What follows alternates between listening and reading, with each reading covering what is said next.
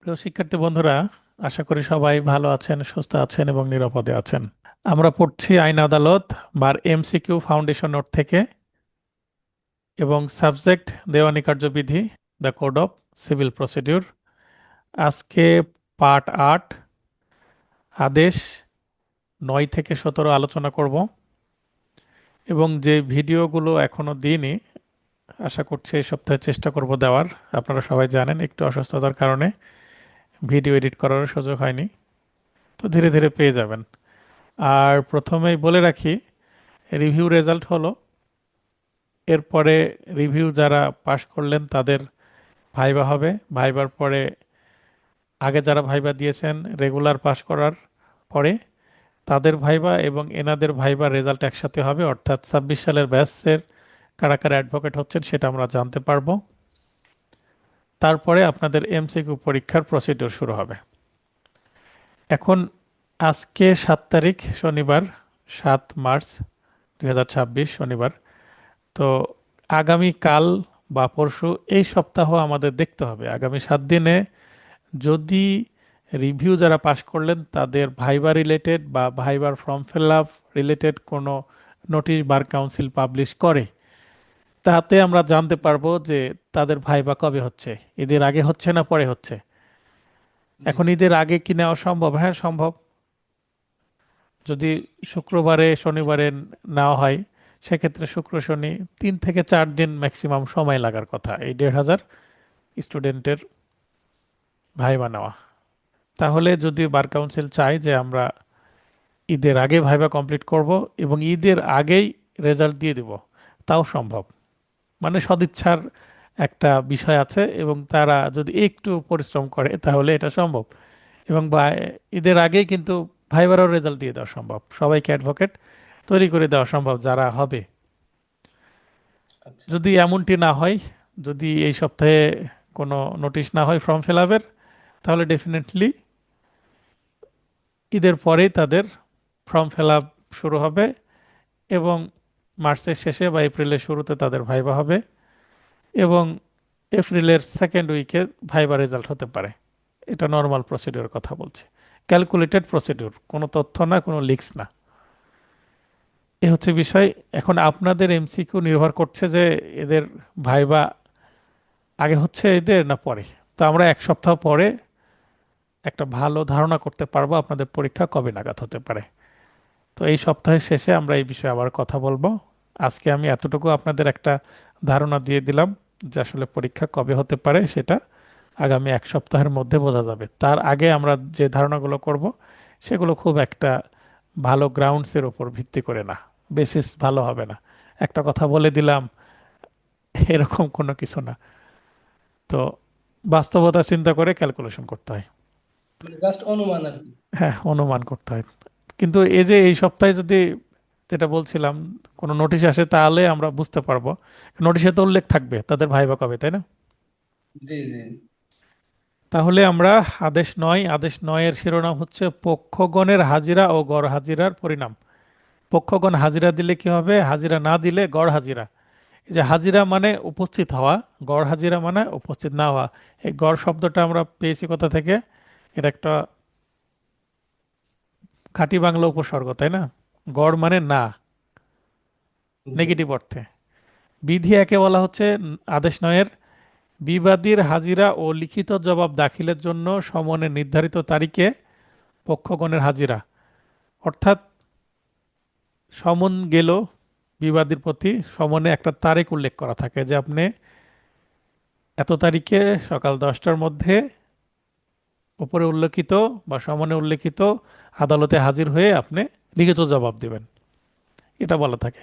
ওই দিন হাজির হয়ে অনেক সময় লিখিত জবাব রেডি করে চলে আসে বিবাদী, অথবা হাজির হয়ে একটা সময়ের দরখাস্ত দেন যে আমাকে সময় দেওয়া হোক, আমি আগামী ধার্য তারিখে লিখিত জবাব দিয়ে দিব, সাবমিট করব। এ হচ্ছে বিবাদীর প্রসিডিউর। এখন বাদী কি করবে? বাদী নিজে উপস্থিত থাকতেও পারে এবং সিভিল মামলায় ব্যক্তিগত হাজিরা সেদিন লাগে না। ব্যক্তিগত হাজিরা শুধুমাত্র লাগে কোনো পিটিশন হিয়ারিং এর জন্য, যদি এফিডেভিট করার দরকার হয় সেক্ষেত্রে, এবং যদি পিএইচে চলে যায় মামলা, তখন আবার জবানবন্দিটা এফিডেভিটের মাধ্যমে দিতে হয় এবং জেরার সম্মুখীন হতে ব্যক্তিগত হাজিরা দেওয়া লাগবে পক্ষদের। তাছাড়া ব্যক্তিগত হাজিরা লাগবে না। তাহলে সমনের নির্ধারিত তারিখে বিবাদীর উপস্থিতিটা জরুরি। যদি ওই তারিখে বিবাদী উপস্থিত না হয় এবং সমন জারি হয়ে আসে, তারপরেও একটা ডেট দেওয়া হবে বা দুইটা ডেট দেওয়া হবে। কিসের জন্য? জবাবের জন্য। বিবাদী গরহাজির জবাবের জন্য। কিন্তু বাদীকে অ্যাডভোকেট হাজিরা দেওয়া উচিত। যদি প্রথম দিনে অ্যাডভোকেট হাজিরা না দেয় বাদী এবং পুরোটাই জি গরহাজির থাকে, সেক্ষেত্রে আদালত ইচ্ছা করলে মামলা খারিজ করে দিতে পারে। কারণ বাদী মামলা করেছে, বাদীকে কি থাকতে হবে? সতর্ক থাকতে হবে এবং খুব সচেতনভাবে মামলা পরিচালনা করতে হবে। যেহেতু বাদী জি গরহাজির হলে এবং সমন যদি জারি হয়ে আসে, আদালত চাইলে মামলা খারিজ করে দিতে পারেন। কারণ যিনি মামলা করেছেন তার যদি মামলা পরিচালনার আগ্রহ না থাকে, প্রথম ডেটে গরহাজির থাকে, আদালত এই ধরনের সিদ্ধান্ত নিতেই পারেন। তবে বাস্তবে এই ধরনের সিদ্ধান্ত খুব কমই নেওয়া হয়। ন্যায় বিচারের স্বার্থে সুযোগ দেওয়া হয়। তাহলে স্বয়ং স্বয়ং মানে ব্যক্তিগতভাবে বা উকিলের মাধ্যমে হাজির হতে হবে। তো এখানে বিবাদী ওই যে ওকালতনামায় সই করে আইনজীবীকে দিয়ে দিলেন, আমরা কি করি? জমা দিলাম এবং একটা সময় চেয়ে নিই। সেদিন বিবাদীকে ব্যক্তিগতভাবে এক বা একাধিক কাউকে আসা লাগে না। ক্লিয়ার?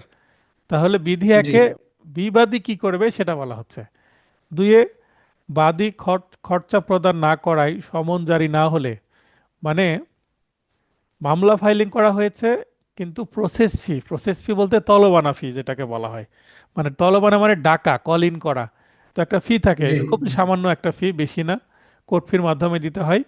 এই কোর্ট ফি বা প্রসেস ফি বা তলবানা ফি যদি দেওয়া না হয়, সেক্ষেত্রে কিন্তু সমন ইস্যু হবে না। যদিও সেটা টাকার মূল্যে 10 টাকা 20 টাকার মতন এখান থেকে শুরু হয়, খুব বেশি না। আবার 5 টাকারও প্রসেস ফি আছে। তো বাদীর মোকদ্দমা হুম, খারিজ হবে। মানে প্রসেস ফি দিল না, সমন মানে মামলার প্রথম ডেট চলে আসছে কিন্তু প্রসেস ফি দাখিল করেনি বাদী। আদালত চাইলে ওই দিনই প্রসেস ফি কেন দিল না? কারণ মামলা ফাইলিং এর পরে সমন জারির প্রক্রিয়া প্রসেস ফি দেওয়ার না দেওয়ার কারণে কিন্তু থমকে থাকবে, আটকে থাকবে, তাই না? এটা বাদীর গাফলতি, তাই না? তো বাদী যদি জি এই জি ধরনের গাফলতি করে মামলা খারিজ করে দিতে পারে। এখানে বলা হচ্ছে খারিজ হবে, কিন্তু আদালত নাও করতে পারে। সমন জারি না হলেও বিবাদী বা তার উকিল হাজির হলে বাদীর মোকদ্দমা খারিজ হবে না। আচ্ছা, এখন মনে করেন যে এই মামলা করেছে কিন্তু বিবাদীর আগ্রহ আছে, বিবাদী জানতে পেরেছে কোনোভাবে যে মামলা করেছে বাদী। এখন সমন ইস্যুই হয়নি, বিবাদী যদি নিজে থেকে হাজির হয়, তাহলে তো সমস্যা নাই। সমন ইস্যুর উদ্দেশ্য কি, পারপাস কি? বিবাদীকে উপস্থিত করা, তাই না? বিবাদীকে জানানো। জি তো বিবাদী জেনে নিজে থেকে উপস্থিত হয়েছে সমন ইস্যু হওয়ার আগেই, সেক্ষেত্রে আর সমন দেওয়ার প্রয়োজনীয়তা শেষ হয়ে যাবে। মামলা সরাসরি লিখিত জবাবের জন্য চলে যাবে। এখন সেই দিন লিখিত জবাব দিতেও পারে বিবাদী, অথবা হাজির হয়ে মানে ওকালতনামা সহ হাজির হলো, অ্যাপিয়ার হলো এবং দরখাস্ত দিল, একটা সময়ের দরখাস্ত। ঠিক আছে? তাহলে আর খারিজ হবে না। কেন জি খারিজ হবে না? কারণ বাদীকে আনার দায়িত্ব ছিল সমন দিয়ে, বিবাদীকে আনার দায়িত্ব ছিল সমন দিয়ে বাদীকে। এখন বাদী এই দায়িত্ব পালন না করলেও, যেহেতু কাজটা হয়ে গেছে, বিবাদী এসে গেছেন, আর ডাকার জন্য যে প্রসেস ফি সেটার প্রয়োজন নেই, তাই মামলার খারিজ হবে না। মানে মামলা যেহেতু অগ্রসর হচ্ছে গাফলতি থাকলেও, সেই ক্ষেত্রে তাহলে স্যার উইদাউট সমনেও আদালত বিবাদীকে গ্রান্ট করতে পারে তাই তো? অবশ্যই করতে পারে, কোনো সমস্যা নেই। এ- জি এবং সমন ইস্যু হয়েছে, সমন ইস্যুর আগে যদি বিবাদী জানতে পারে, বিবাদী ডেটের আগে অ্যাপিয়ার করতে পারে এবং পুট আপ দিয়ে কোনো দরখাস্ত করতে পারে ওই মামলায়, যদি তার জি নাম থাকে মামলায়। সে অবশ্যই ডেটের আগেও হাজির হতে পারে। তবে জি ক্রিমিনাল মামলায় বাদী ডেটের আগেও হাজির হওয়ার মানে সুযোগ নেই। সমন মানে সমন এবং ডেট যেই তারিখে সমন দেওয়া হয়েছে, সেই যেই তারিখ বলা হয়েছে মানে মামলার ধার্য তারিখ, ওই তারিখের আগে ক্রিমিনাল মামলায় মানে সিআর মামলায় উপস্থিত হওয়ার সুযোগ নেই আসামির। মানে মানে এক কথা সমনের পরই উপস্থিত হবে আর কি। সমনের তারিখে অথবা তার পরের তারিখে। সমন জি যদি জি জারি না হয় তবুও আসামি হাজির হতে পারেন, স্যারেন্ডার দিতে পারেন, কিন্তু সমনের আচ্ছা তারিখের আগে স্যারেন্ডার দেওয়ার সুযোগ নেই। জি কোনো পক্ষই হাজির না হলে বাদীর মোকদ্দমা খারিজ হবে। তার মানে প্রথম ধার্য তারিখে সমন জারি হোক আর না হোক এক পক্ষও আসেনি। আদালত মনে করছে যে কাদের নিয়ে আমি মামলা করব, কেউ তো নাই, মামলাই শেষ। তাহলে এটি একটি কিন্তু আপিল অযোগ্য আদেশ, মানে ছোট একটা আদেশ। এই আদেশের বিরুদ্ধে আপিল চলবে না, কিন্তু রিভিশন চলবে, আবার নতুন মামলাও চলবে। এইভাবে মামলা খারিজ হলে আবার মামলা নতুনও করা যাবে, আবার এই মামলাকেও চালু করা যাবে। 4, বাদী নতুন মোকদ্দমা দায়ের করতে পারবে কিংবা আদালত খারিজকৃত মোকদ্দমাটি পুনরায় চালু করতে পারবে, যেটা অলরেডি আমি বলেই ফেলেছি, তাই না? জি।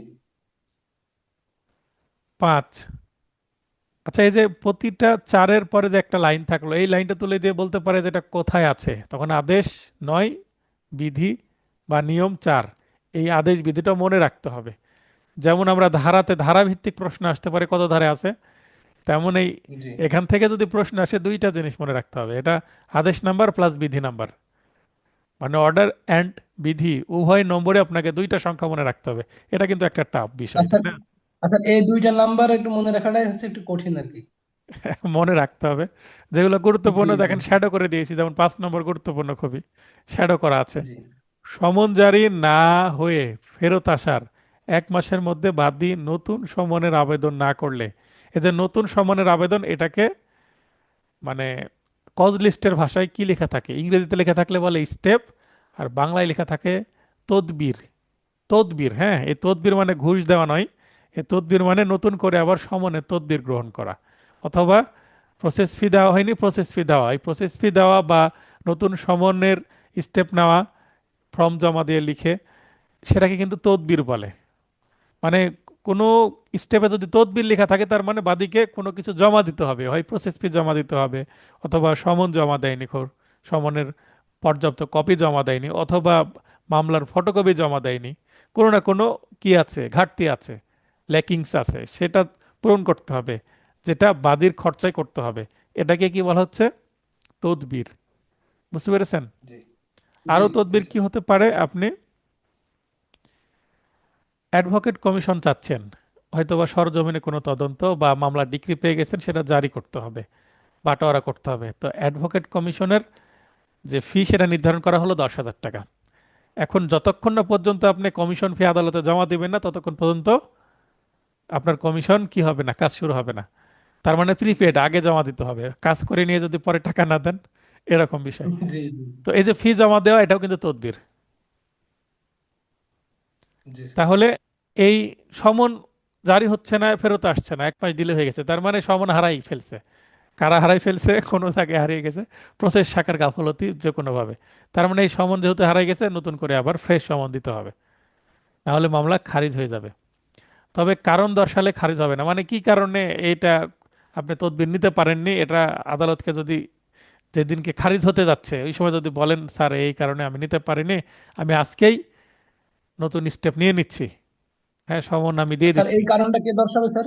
মানে বাদী বাদে পক্ষ? বাদে তো মামলা খারিজ হলে ক্ষতিকার, না, না, বাদী সে না বুঝতে পারছি বিবাদী? না। ওই যে মনে করেন যে, না, ওই যে মনে করেন যারা সে সম্মান দেয়, মানে ওদের গাফিলতির কথা বললেন, তো আমি ভাবলাম যে মানে, মানে ওদের হয়তো আবার কারণ দর্শাতে হবে আর কি। না, কারণ কারণ দর্শালে খারিজ হবে না, খারিজ হওয়া আটকানো, আটকালে কার লাভ? বাদীর লাভ না? জি, জি, তাহলে খারিজ আটকানো যেহেতু বাদীর লাভ, তাহলে বাদীকে কারণ দর্শাতে হবে কেন? নতুন সমনের আবেদন করেনি তাই, মানে নতুন ফ্রেশ একটা সমন দিতে হবে। এটা তো কার কাজ? বাদীর কাজ। বাদীর গাফলতি, তাই মামলা বাদীর খারিজ। মামলা খারিজ মানে কি? বাদীর ব্যাপক ক্ষতি, তাই না? জি, বিবাদী লাভ হয়ে যাবে। বিবাদী লাভ হয়ে যাবে। তাহলে এই যে 1 মাস, এই 1 মাস শব্দটা গুরুত্বপূর্ণ, কত দিনের মধ্যে? জি। তাই এটা 9-এর 5। 6, 9 দেশের 5 বিধি। শুধুমাত্র বাদী হাজির হলে, বাদী হাজির হয়েছে কিন্তু বিবাদী হাজির হয়নি, পদ্ধতি কি হবে? সমন যদি জারি হয়, তাহলে মামলা কিন্তু একতরফায় চলে যাবে। এখন প্রথম ডেটেই কি একতরফায় চলে যাবে? না, 2-3টা ডেট আদালত দেখবে। নিয়ম নিয়ম হচ্ছে 2 মাস, কারণ জবাব দাখিলের জন্য নির্ধারিত সময় 2 মাস, কিন্তু আদালত 2-3টা ডেট দেখে, অপেক্ষা করে আসে কিনা। বুঝতে পেরেছেন? জি। তো আসলো না, তখন মামলা কি হয়ে যাবে? একতরফা হয়ে যাবে, ইংরেজি হচ্ছে এক্সপার্টে। আর সমন এক্সপার্ট। জারি যদি না হয়, তাহলে দ্বিতীয় সমন প্রেরণ জারি। সমন জারি হয়নি, তার মানে কি আসলে বিবাদী জানতে পারলো কিনা, এটা আদালত কনফার্ম হলো না, তাই না? জি। আর সমন জারি হলো মানে বিবাদী কনফার্ম হয়েছে কিন্তু ইচ্ছাকৃতভাবে আসলো না, মানে মামলা পরিচালনায় বা কন্টেস্টে বিবাদীর আগ্রহ নাই, এটা আদালত ধরে নিয়ে মামলা একতরফা করে দিবে, এক্সপার্টে করে দিবে। এবং মামলা পিএইচ এ না গিয়ে কি হবে, একতরফা শুনানি যাবে। হ্যাঁ, পিএইচ এর বিকল্পে হচ্ছে একতরফা শুনানি। সমন জি যদি জারি না করে তাহলে এডিআর এর সুযোগ নাই, কারণ এডিআর কার সাথে করবে, কারণ বিবাদী নাই। ইস্যু জি গঠনের দরকার নাই, এসডির দরকার নাই, পিএইচ দরকার নাই, কোনো কিছুর দরকার নাই। এটা মামলা সমনের জন্য থাকলো, লিখিত জবাবের জন্য 2-3টা ডেট পড়লো, লিখিত জবাব দিল না, কে দিল না, বিবাদী, অথবা বিবাদী উপস্থিত হয়েছে, টাইম পিটিশন দিয়েছে, জবাব দিব এই অনার, 2-3টা ডেট পার হয়ে গেছে, আর খোঁজ খবর নাই বিবাদীর, মানে এসেছিল, হাওয়া হয়ে গেছে, আবার খোঁজ খবর নাই, গড় হাজির গড় হাজির গড় হাজির, তাহলে মামলা একতরফা চলে যাবে। তার মানে আদালত যদি কনফার্ম হয় বিবাদী জেনেছে, কিন্তু সমন পাওয়ার পরেও বা সমন জারি হওয়ার পর আদালতে উপস্থিত হওয়ার পর বা না হয়েও, মানে কোনোভাবেই কি দিচ্ছে না, জবাব দিচ্ছে না, সেক্ষেত্রে তার জবাবের অপেক্ষায় তো অসীম সময় পর্যন্ত অপেক্ষা করবে না, তাই না? জি তখন বাদীর অনুরোধে মামলা একতরফা হয়ে যাবে। আর একতরফা হচ্ছে ওই যে মানে লিখিত জবাবের স্টেপ বা এই যে প্রথম দিকে যে দেখবেন যে চার্ট, লিখিত জবাবের যে স্টেপ, এর পরের স্টেপে চলে যাবে কি একতরফা। আমি চার্টে কিন্তু দেখিয়েছি এটা। জি 8, শুধুমাত্র বিবাদী হাজির হলে পদ্ধতি, দাবি অস্বীকার করলে। বিবাদী হাজির হচ্ছে, হাজির হয়ে যদি দাবি অস্বীকার করে, মানে বাদী যেটা দাবি করছে সেটা যদি মেনে নেয়, তাহলে তো এটা ছলেনামা হয়ে যাবে, তাই না? জি আর যদি বাদী এটা মেনে না, বিবাদী যদি মেনে না নেয় এবং বাদী উপস্থিত নাই, তাহলে মামলা খারিজ করে দিবে। তার মানে যার মামলা সেই আসেনি, কিন্তু বিবাদী এসেছে, মামলা খারিজ হয়ে যাবে। বুঝতে পেরেছেন? তাহলে জি আমরা আদেশ 9 পড়ছি যে উভয় পক্ষের হাজির হলো না, এর কারণে মামলার ইফেক্ট কি হবে, ফলাফল কি হবে, মামলার পরিণাম কি হবে, খারিজ হবে না একতরফা হবে, এটাই তো। খারিজ হবে কি না, একতরফা হবে কি না, এটাই। কারণ একতরফা মানে বাদীর লাভ, বিবাদীর ক্ষতি, খারিজ মানে বাদীর ক্ষতি, বিবাদীর লাভ, তাই না? জি আংশিক স্বীকার করলে ওই অনুপাতে ডিক্রি এবং অস্বীকারকৃত অবশিষ্ট অংশের জন্য খারিজ। বুঝতে পেরেছেন? কে স্বীকার করলে? বিবাদী। বিবাদী বলছে যে জি স্যার 2টা দাগের কথা বলা হয়েছে মামলায়, এই দাগটা আসলে বাদীর, আর এই এই দাগটা আমার, মানে একশো একটা দাগটা 100 দাগটা বাদীর, কিন্তু 101 নম্বর দাগটা আমার। তাহলে আমার 101-এর জন্য ডিক্রি দিয়ে দিল, 100-র জন্য ডিক্রি দিয়ে দিল, 101-এর জন্য মামলা খারিজ করে দিল। জি বোঝা গেল? মানে এখানে জি জি বিবাদীর জি কথা মতো ডিক্রি হয়ে যাবে। 9, বাদীর ত্রুটির জন্য তার বিরুদ্ধে ডিক্রি হলে নতুন মোকদ্দমা চলবে না। বাদীর ত্রুটির জন্য তার বিরুদ্ধে ডিক্রি হলে, বুঝতে পেরেছেন, আচ্ছা সাধারণত বাটোয়ারা মামলায় হয়ে থাকে এই ধরনের ডিক্রি। তাছাড়া অন্যান্য মামলায় কিন্তু বাদী একটা দলিল বাতিলের মামলা করেছে, ওই মামলায় হয় ডিক্রি হবে, না হলে মামলা খারিজ হবে। আচ্ছা কিন্তু ওই মামলায় বিবাদীর পক্ষে ডিক্রি দেওয়ার সুযোগ নেই। মনে করেন আপনি বার কাউন্সিলে পরীক্ষা দিচ্ছেন, আপনি পরীক্ষা দিয়ে পাশ করলে আপনি লাইসেন্স পাবেন, তাই না? জি এখন আপনি যদি পাশ করেন, আপনার লাইসেন্স অন্য কাউকে দিবে, আপনার ভাইকে দিবে? আপনি যদি বলেন না, এই লাইসেন্সটা আমাকে না দিয়ে আমার ভাইকে দেন, না না না তা দেবে না দিবে না। মানে যে পরীক্ষা দিবে সে ফলাফল পাবে। মামলাও তেমন, যে বাদী সেই ডিগ্রি পাবে, বিবাদী ডিগ্রি পাওয়ার সুযোগ নেই, কারণ মামলা তো বাদীর। বোঝা গেল? কিন্তু এই জি ক্ষেত্রে বাটোয়ারা বাটোয়ারা মামলা ভিন্ন। বাটোয়ারা মামলায় যদি বাদীর জন্য মামলা খারিজ হয়ে যায়, সেক্ষেত্রে বিবাদী দাবি করতে পারে, স্যার আমাকে বাদী করা হোক এবং মামলা আমি পরিচালনা করব, এবং আমি মামলা প্রমাণ করব যে এই ডিগ্রি আমার পক্ষে আসতে পারে।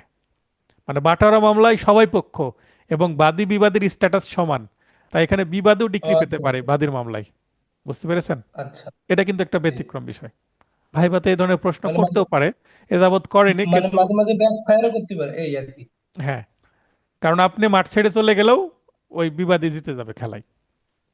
জি না, এই ধরনের প্রশ্ন ভাই ভাই করতে পারে, যেহেতু ধীরে ধীরে বার কাউন্সিলে মেধাবীরা আসছেন এবং কোর্টে যারা যাচ্ছেন তারা এই বিষয়গুলো বুঝতে পারবেন।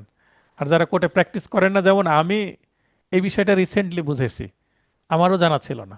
আমার প্র্যাকটিসেরও কিন্তু অনেক বছর হয়ে গেল, মোটামুটি একটা মিডিয়াম রেঞ্জে চলছে আমার প্র্যাকটিস। আমার ল কমপ্লিট হয়েছে 15 সালে। 9A, নয় এ, এ মানে কি নতুন একটা রুল, তাই না?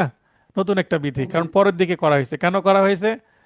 যেমন 25 সালে অ্যামেন্ডমেন্ট করা হলো কেন? যেন দ্রুত নিষ্পত্তি হয়, জট খোলে মামলার, তাই না? তো জি এটাও করা হয়েছিল দ্রুত নিষ্পত্তির লক্ষ্যেই, মামলাগুলোকে এক্সেলারেট করার জন্য, যেন দ্রুত শেষ করা যায়। সরাসরি খারিজ রদকরণ, বিলম্ব এড়ানো ও বিচার নিষ্পত্তি ত্বরান্বিত কল্পে। মানে একটা মামলা খারিজ হয়ে গেছে, বাদী চাচ্ছে মামলাটাকে আবার কি করতে, চালু করতে, মানে খারিজটা রদ করে মামলা আবার চালু করতে। সেক্ষেত্রে জি বিলম্ব করার দরকার নেই। খারিজ রদের যে মিসকেস, এই মিসকেসটা দীর্ঘদিন যেন না চলে, বুঝতে পেরেছেন? যেন দ্রুত জি নিষ্পত্তি করা যায়। তাই নয়ের এতে একটা কি করে দিল, নিয়ম করে দিল যে ঠিক আছে, বিলম্ব এড়ানো ও বিচার নিষ্পত্তি ত্বরান্বিতকল্পে কি করবেন, 1,000 টাকা খরচা, কস্ট দিবেন, ও এফিডেভিট সহ 30 দিনের মধ্যে আবেদন করলে সরাসরি খারিজ রদ হবে। এই 1,000 টাকা কে পাবে? অপরপক্ষ বিবাদী পাবে। আচ্ছা এবং এফিডেভিট করতে হবে, এবং 30 দিনের মধ্যে মানে যেদিনকে খারিজ করা হলো ওই আদেশে 30 দিনের মধ্যে সাবমিট করতে হবে এগুলো। তবে শর্ত হচ্ছে, এইভাবে সরাসরি কিন্তু একবারই খারিজ রদ করা যাবে। আপনি বারবার খারিজ হবে, বারবার এই ধরনের সুযোগ নেবেন তা না, মানে সরাসরি একবারই খারিজ রদ করার সুযোগ আছে, মানে এই সুযোগটা একবারই। এখন মনে আচ্ছা করেন যদি মামলা খারিজ হয়ে যায়, তো বিবাদী জানলো মামলা খারিজ, তো বিবাদী তো মজায় আছে, তাই না? জি বিবাদী তো আর কোর্টে আসবে না, বিবাদীর উকিলে তো আর খোঁজ খবর রাখবে না। তাহলে মামলা যদি খারিজ রদ হয়ে যায়, মামলা তো আবার চালু হয়ে যাবে। আর মামলা চালু হলো, এটা তো বিবাদীকে জানাতে হবে, তাই না? জি কারণ বিবাদী তো ঘরে বসে আছে, মামলা শেষ হয়ে গেছে এই চিন্তা করে। তাহলে বিবাদীকে রদের বিষয়ে নোটিশ প্রদান করতে হবে যে আপনার আনন্দিত হওয়ার কিছু নাই, মামলা আবার চালু হয়ে গেছে, আবার আসেন মাঠে খেলা করেন। বুঝতে নতুন করে পেরেছেন? সমন দিতে হবে আবার। হ্যাঁ, আবার সমন দিতে হবে, এই নোটিশ মানে তো সমন। জি জি জি নতুন করে আবার। এই যে এই বিষয়ে খারিজ রদ হয়ে গেছে এটা জানাতে হবে বিবাদী, নাহলে বিবাদী তো আসবে না আর, তাই না? সে জি তো জি হাত গুটিয়ে বাসায় বসে থাকবে। আর সে তো জানে যে মামলা শেষ, মামলা শেষ, আর মামলাদের নতুন ভাবে জন্ম নিয়েছে ওই মামলায়, বা আবার জীবিত হয়েছে। জীবিত হয়েছে, সেটা জানাতে হবে। জি 13, বিবাদীর বিরুদ্ধে একতরফা ডিক্রি রদকরণ। তাহলে 9 এতে বাদীকে সুযোগ দিচ্ছে, কি সুযোগ? মামলা খারিজ হয়ে গেছে, রদ করার সুযোগ দিচ্ছে। বিবাদীর যদি একতরফা হয়ে যায়, বিবাদীর ক্ষতি, বিবাদীকেও তো সুযোগ দেওয়া উচিত একতরফা রদের, তাই না? জি তাহলে বিবাদী কারণ দর্শালে খরচা সহ একতরফা ডিক্রি রদ হতে পারে। তবে শর্ত হচ্ছে একই বিবাদী একাধিকবার একতরফা ডিক্রি রদ করতে পারবে না, এটা হচ্ছে শর্ত। ঠিক আছে? মানে এটাও একবার ওইটাও একবার। হ্যাঁ। তবে এই যে 9 এ যেমন আছে তেমন 13 এও আছে। 13 এতে সরাসরি, আর 13তে হচ্ছে সরাসরি না। এখানে শর্ত না, এখানে 30 দিনের শর্ত না, এফিডেভিট করার বিষয় না, এখানে জি জি কষ্ট দেওয়ার বিষয় না, মানে খরচা দেওয়ার বিষয় নাই। কিন্তু 13 এতে যেহেতু সরাসরি একতরফা ডিক্রি রদ হবে, তার মানে ডিক্রি বাদী পেয়ে গেছিল একতরফা, এবার বাদী মজায় আছে, বাসায় বসে আছে, আমি তো মামলায় ডিক্রি পেয়ে গেছি। বিবাদী মাঠ ছেড়ে পালিয়েছে, একতরফা ডিক্রি হয়ে গেছে। এরপরে বিবাদী এসে দরখাস্ত দিল, কান্নাকাটি করছে ইওর অনার। তখন একইভাবে বিলম্ব বাড়ানো এবং বিচার নিষ্পত্তি ত্বরান্বিতকল্পে, মানে এই একতরফা ডিক্রি রদ করা এটা একটা মিসকেস, এই মিসকেসটা দ্রুত যেন শেষ হয়ে যায়, তাই সরাসরি রদকরণ। এইভাবে দরখাস্ত করলে আদালত 100% মঞ্জুর করেই দিবেন। দেখেন, বাদীর জন্য 1,000 টাকা কস্ট, কিন্তু বিবাদীর জন্য 3,000 টাকা কস্ট। জি জি এফিডেভিট সহ 30 দিনের মধ্যে আসতে হবে, সরাসরি একতরফা ডিক্রি রদ হবে, মানে আবেদন করলেই মঞ্জুর হয়ে যাবে। কারণ আইনেই বলা আছে আদালত এটা করতে কি বাধ্য, কারণ টাকাও দিচ্ছে, এফিডেভিটও করছে, এবং 1 মাসের মধ্যে আসছে, 30 দিনের মধ্যে। এখানেও একাধিকবার একতরফা ডিগ্রি রদ করা যাবে না, মানে একবারই করা যাবে। এবার যেহেতু বাদী ঘুমিয়ে আছে, এবার বাদীর ঘুম ভাঙানোর জন্য বাদীকে নোটিশ দিতে হবে যে একতরফা ডিক্রি তোমার বাতিল হয়ে গেছে, তুমি আবার কোর্টে আসো, মামলায় আবার কন্টেস্ট হবে, তাই না? জি এটা কিন্তু খুবই ইন্টারেস্টিং এবং খুবই ইম্পর্টেন্ট একটি আদেশ। এখান থেকে লিখিত প্রশ্ন আসে, লিখিত প্রশ্ন করা আছে আপনাদের নোটে, যারা লিখিত ব্যাচে আছেন দেখবেন এখান থেকে লিখিত প্রশ্ন আছে। এবং এই বিষয়গুলি লিখিত নোটে আরো একটু ভিন্নভাবে উপস্থাপন করা আছে, পূর্ণ বাক্য সহিত। 15, খারিজ রদ বা একতরফা ডিক্রি রদ। পূর্ব অবস্থা হতে মোকদ্দমাটির কার্যক্রম চালু হয়, মানে যেই স্টেপে খারিজ হয়েছিল বা রদ একতরফা ডিক্রি হয়েছিল ওই স্টেপ থেকে আবার মামলা চালু হবে। এটা তো স্বাভাবিক বিষয়, তাই না? জি। তো আমরা পড়ছি আইন আদালত বার এমসিকিউ ফাউন্ডেশন নোট, নোটের 163 পৃষ্ঠা চলছে। আদেশ 11 এবার পড়ব, 10 আদেশের দরকার নেই। আবিষ্কার ও পরিদর্শন। প্রশ্নাবলী দ্বারা আবিষ্কার। বিচার্য বিষয় স্থিরের, বিচার্য বিষয় মানে ইস্যু গঠন যেটা, 10 দিনের মধ্যে এক প্রস্থ মানে এক সেট প্রশ্নমালা প্রদান করতে হবে। এটাকে 30 ধারার তদবিরও বলা হয়, ইস্যু গঠনের পর যেটা হয়। নির্দিষ্ট প্রশ্নমালা দাখিলের জন্য দরখাস্তের 14 দিনের মধ্যে আদালত সিদ্ধান্ত নেবে। এই যে সংখ্যাগুলো মনে রাখবেন, 10 দিন, 14 দিন। এক প্রস্থ মানে এক সেট, আমরা সেটটা ভালো বুঝি কিন্তু এক প্রস্থ বুঝবেন না বাংলা, জি জি মানে এক জি সেট জি প্রশ্ন। ওরকম বুঝলাম। আচ্ছা, এটা কেন হয়?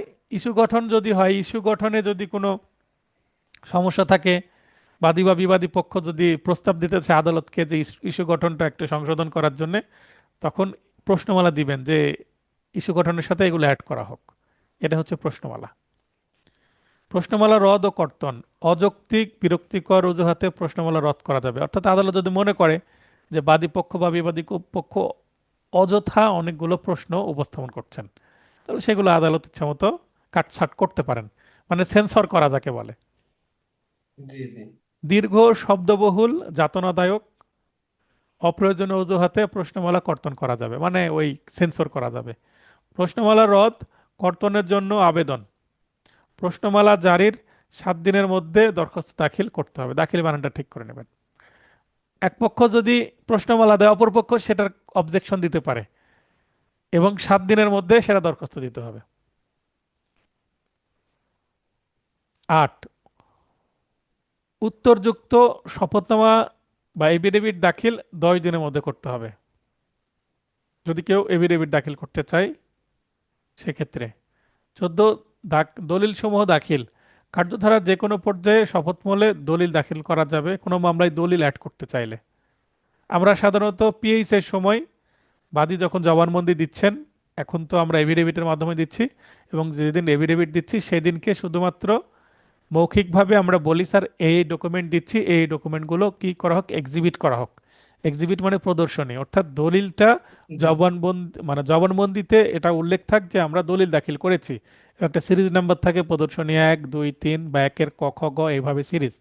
তো এটা কেন, যে এই মামলায় কি কি ডকুমেন্ট দেওয়া হলো এবং সেইটা আদালত প্রদর্শনী করলো, অর্থাৎ আদালতের দৃষ্টিগোচর হলো, আদালত চেক করে সেটা জবানবন্দির অংশ হিসাবে স্বীকার করে নিলেন, তাহলে এইটা মামলায় পরবর্তীতে সাক্ষ্য প্রমাণের অংশ হবে।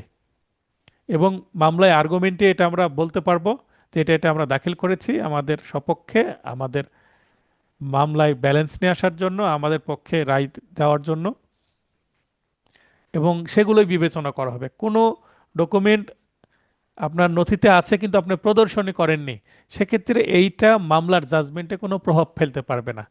তাই পেইসের সময় অবশ্যই কি করতে হয়, প্রদর্শনী করে নিতে হয়। প্রদর্শনী মানে এটা নথির একটা এভিডেন্স হিসেবে ইনক্লুড করে দেওয়া, এটাকে বলে প্রদর্শনী বা এক্সিবিট। বুঝতে পেরেছেন? খুবই গুরুত্বপূর্ণ। আপনি জি জি। দলিল দিয়েছেন কিন্তু এক্সিবিট করেননি, সেটা কোনো ভ্যালু প্রোভাইড করবে না জাজমেন্টে, মানে সেটা সুযোগ নেই, সেটা বিবেচনায় আনায়, এবং অপর পক্ষে এটার সুযোগ নেবে। তো স্যার যেহেতু এটা এক্সিবিট হয়নি অতএব এটা ভ্যালুলেস। অতএব প্রতিটা ডকুমেন্ট, এটা সিভিল মামলা ক্রিমিনাল মামলা উভয় ক্ষেত্রে প্রযোজ্য। এক্সিবিট না করলে, তাহলে স্যার ওই যে, স্যার তাহলে ওই এক্সিবিট করার জন্য মৌখিক ভাবে যেটা মানে বললেন যে মৌখিক ভাবে যে আবেদন করা, তাহলে সেটা কি শপথ মূলে স্যার? এই যে যে কোনো পর্যায়ে শপথ মূলে দলিল না, দাখিল? হ্যাঁ হ্যাঁ, সেটা তো আপনাকে দাঁড়াতে হবে কোর্টে, কোর্টে দাঁড়ালে তো শপথ পাঠ করতে হবে, ওথ নিতে হবে। জি ঠিক আছে? তারপরে জি এখানে বলতে হবে এটা এটা দাখিল করলাম উকিলের মাধ্যমে, তখন আদালত সেটা স্বীকার করে নেবেন। জি আমরা জি উকিলরা জি, হেল্প বুঝতে করি পেরেছি স্যার। মক্কেলকে। জি বুঝতে পেরেছি স্যার। 21, আদেশ অমান্যকরণ। উত্তরমালা, প্রশ্নমালার উত্তর বা দলিল উদ্ঘাটন বা পরিদর্শনের বিষয়ে যদি বাদী হয় পরিচালনার অভাবে মোকদ্দমা খারিজের জন্য দায়ী হবেন, এবং বিবাদী হলে জবাব কর্তনের জন্য দায়ী হবেন। মানে আদালত যদি আদেশ দিয়ে থাকে সে আদেশ অমান্য করলে বাদীকে দিলেই হবে, বিবাদীকে দিলেই হবে। আদেশ 12, অর্ডার 12, স্বীকৃতি। একটা মাত্র বিধি পর্ব 6, স্বীকৃতির ওপর রায়, যেটাকে ইংরেজিতে বলে জাজমেন্ট অন অ্যাডমিশনস। এটা কিন্তু ইংরেজি তুলে দিয়ে বলে, প্রশ্ন এসেছিল বিগত সালে, যে জাজমেন্ট অন অ্যাডমিশন মানে বিবাদী স্বীকার করে নিল যে স্যার হ্যাঁ আমি এটা স্বীকার করে নিচ্ছি, এবার আপনি বিবেচনা মতো একটা রায় দিয়ে দেন। তখন আদালত আর কোনো সাক্ষ্য প্রমাণ কিচ্ছু নিবে না, ওই স্বীকৃতির উপরে জাজমেন্ট দিয়ে দিবেন। যতদূর বিবাদী কর্তৃক বাদীর দাবি স্বীকার করা হয়েছে, ইস্যু ইস্যু গঠন ব্যতীত যতদূর পর্যন্ত রায় প্রদান করা যাবে, মানে ইস্যু গঠন ব্যতীত ততদূর পর্যন্ত রায় প্রদান করা যাবে, অর্থাৎ যতটুকু স্বীকার করলো ততটুকু অনুসারে জাজমেন্ট দেওয়া যাবে। এটাকেই ডিরেক্ট একটা সামারি ট্রায়ালের মতন, যে এটা সাক্ষী টাক্ষী আর নেওয়ার দরকার নেই, যেহেতু স্বীকার করে নিচ্ছে বিবাদী, সেক্ষেত্রে জাজমেন্ট অন অ্যাডমিশন দেওয়া যাবে। এই অ্যাডমিশন মানে আচ্ছা, স্বীকার মামলা যে করে কোনো নেওয়া। পর্যায়ে, মানে হুম। মামলা যে কোনো পর্যায়ে। এটা, হ্যাঁ, যে কোনো পর্যায়ে। এখানে একটা প্রসিডিউর আসে, লিখিত জবাবে যদি স্বীকার করে নেয় সেক্ষেত্রে করা যাবে। আচ্ছা আচ্ছা আচ্ছা, জি জি, জি স্যার। এটা প্রার্থনা করতে হবে। এখন এবং সংক্ষেপে এই বিচারটা শেষ হবে। সংক্ষেপে সামারি ট্রায়াল। বিচারটা শেষ হবে। এটা খুব কমই হয়।